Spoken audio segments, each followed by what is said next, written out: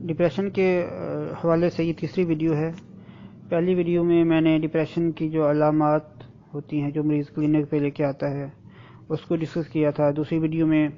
اس کی جو گروپس ہیں، جو اس کی اقسام ہیں، اس کو تفصیل سے بیان کیا ہے، اور ساتھ اس کے جو ہم لیبارٹری ٹیسٹ کروا سکتے ہیں، جیسے مختلف بیماریوں میں ڈائگنوز اور ڈفرینشیٹ ہم کر سکتے ہیں، وہ بتایا گیا ہے۔ اب تیسری ویڈیو میں یہ بتا رہا ہوں کہ ڈپریشن اور ہومیوپیتھی کا کیا رول ہے ڈپریشن کو ٹھیک کرنے میں، اور ہومیوپیتھی کس قدر معاون اور مددگار ثابت ہو سکتی ہے۔ اس میں جو ادویات استعمال ہوتی ہیں ہومیوپیتھی میں، وہ ان کا جو مین میڈیسن ہے وہ میں بتا دیتا ہوں۔ اس میں اناکارڈیم ہے، کالیفاس ہے، ارجنٹم نائٹریکم ہے، آرسینک البم استعمال ہوتی ہے، برایونیا، کلکییا کارب، کاسٹیکم، جیلسیمیم، اگنیشیا، لائکوپوڈیم، نیکٹرمیور، فاسفورس، پلساٹیلا، سلفر، ہائیوسائمس،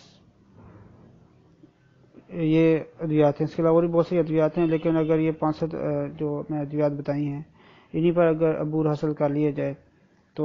موسٹلی جو ڈپریشن اور انگزائٹی کے جو کیسز ہوتے ہیں وہ انہی ادویات سے کور ہو جاتے ہیں۔ جو اناکارڈیم ہے، اس کا یہ ہوتا ہے کہ کھانے پینے سے اگر انگزائٹی یا ڈپریشن جو بھی ہو اس کو کم ہو جائے تو پھر اناکارڈیم کے بارے میں سوچا جا سکتا ہے۔ کالیفاس جو ہے ذہن کو طاقت دینے میں اور اعصاب کو طاقت دینے میں ایک زبردست میڈیسن ہے اور مشہور دوائی ہے، تو اس کو ہیلپنگ میڈیسن کے طور پر ہم استعمال کر سکتے ہیں۔ ارجنٹم نائٹریکم کا مریض جو ہوتا ہے وہ جلد باز ہوتا ہے اور اس میں اعتماد کی کمی ہوتی ہے، چڑچڑاپن ہوتا ہے، تو کھانے سے اس کی تکالیف میں اضافہ ہو جاتا ہے۔ اناکارڈیم اور ارجنٹم میں یہ فرق ہے کہ اناکارڈیم کا جو مریض ہوتا ہے اس کو کھانے سے اس کی جو تکالیف ہوتی ہیں، چاہے انگزائٹی ہو جو بھی ہو، وہ ٹھیک کم ہو جاتی ہے، جبکہ ارجنٹم نائٹریکم کے مریض میں کھانے سے اس کے تکالیف میں اور نفسیاتی مسائل میں بھی اضافہ ہو جاتا ہے۔ آرسینک البم بھی ذہنی امراض میں اور اس میں استعمال ہوتی ہے۔ اس کی علامت یہ ہے کہ مریض بے چین ہوتا ہے، گھبراہٹ ہوتی ہے، موت کا خوف ہوتا ہے، شدید پیاس ہوتی ہے، اور پیاس بھی مریض کو ایک ایک گھونٹ کی لگتی ہے۔ اس کے علاوہ مریض تھوڑا تھوڑا پانی پیتا ہے اور اس کو موت کا خوف ہوتا ہے، اور یہ موت کا خوف بہت حد تک اس کو بہت زیادہ اس کی تکلیف کو، اس کی جو نفسیاتی علامت ہوتی ہیں اس کو بڑھا دیتا ہے، اور اس کا مریض صفائی پسند بھی ہوتا ہے۔ اب آتے ہیں کلکیریا کارب کی طرف۔ کلکیریا کارب جو ہے اس کے مریض کو یہ خیال رہتا ہے کہ اسے غلطی سازد ہو گئی ہے، وہ ڈرا ڈرا بے چین رہتا ہے، دل کی دھڑکن تیز ہو جاتی ہے، اور بیماری کے بارے میں سوچتا رہتا ہے۔ کاسٹیکم جو ہے یہ خوف و اندیشے جو ہے شام کو بڑھ جاتے ہیں اس کے اندر۔ پھر کاسٹیکم کا جو خاص جو اس کی جو ڈپریشن جو ہوتا ہے وہ یہ ہے کہ اگر کسی شخص کے ساتھ ناانصافی ہوئی ہو، یا اس کا حق تلفی ہوئی ہو، اس کا حق مار لیا گیا ہو، اس نے زندگی کرائسس سے گزرا ہو، دوسرے نے اس کو ہمیشہ اس کے ساتھ زیادتی کی ہو، تو ایسا مریض جو ہوتا ہے وہ کاسٹیکم کا مریض بن جاتا ہے۔ اور یا ایسا مریض جو کسی کے ساتھ بھی اگر ناانصافی ہو کہ دوسرے کے ساتھ، تو وہ برداشت نہ کر سکے، اور وہ کسی کے ساتھ کوئی برا واقعہ ہوا ہو، کوئی برا حادثہ ہوا ہو، تو وہ ڈپریشن میں چلا جائے کسی اور کی تکلیف کو، تو اس میں ایک علامت پائی جاتی ہے سمپیتھی آف ادرس، یعنی دوسروں کے بارے میں بہت زیادہ سوچتا ہے، دوسروں کی تکلیف کے بارے میں بہت زیادہ سوچتا ہے، تو وہ دوسروں کے سوچنے کی وجہ سے وہ ڈپریشن میں چلا جاتا ہے۔ تو ایسے مریض کو آپ کاسٹیکم دے کے اس کی بیماری کو دور کر سکتے ہیں۔ جیلسیمیم جو ہے یہ ایک اعصابی بیماری ہے، اس کا اعصابی دوائی ہے، اس کا اعصاب پہ بہت زیادہ اثر ہوتا ہے۔ ڈر، خوف، جذبات، بری خبر سننے سے جو علامات پیدا ہوتی ہیں وہ اس سے جیلسیمیم سے ٹھیک ہو جاتی ہیں۔ اس کے مریض کو امتحان کا خوف ہوتا ہے، وہ جیلسیمیم دے دیں تو وہ ٹھیک ہو جاتا ہے۔ اگنیشیا جو ہے یہ